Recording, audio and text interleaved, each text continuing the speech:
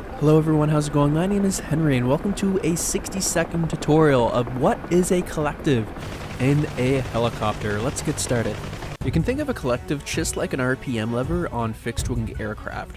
So when you pull the collective or push the collective down, it's basically changing the angle of attack of the wing, in this case the rotary wings. The throttle is the twisty part on the collective, so how much power, how much engine you're given. This diagram shows an airfoil, or in this case the rotary wing of a helicopter, against the airflow, the blue lines.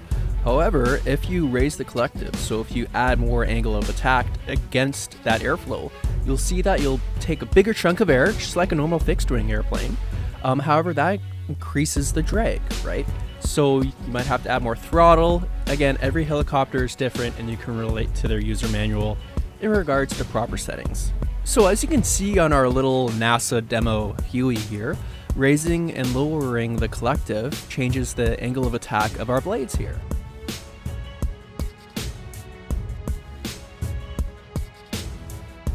And that is what a collective is in 60 seconds. Very basic, very down and dirty. Let me know if you guys have any other ideas of tutorials you want to hear. Have a great day everyone, and as usual, happy landings.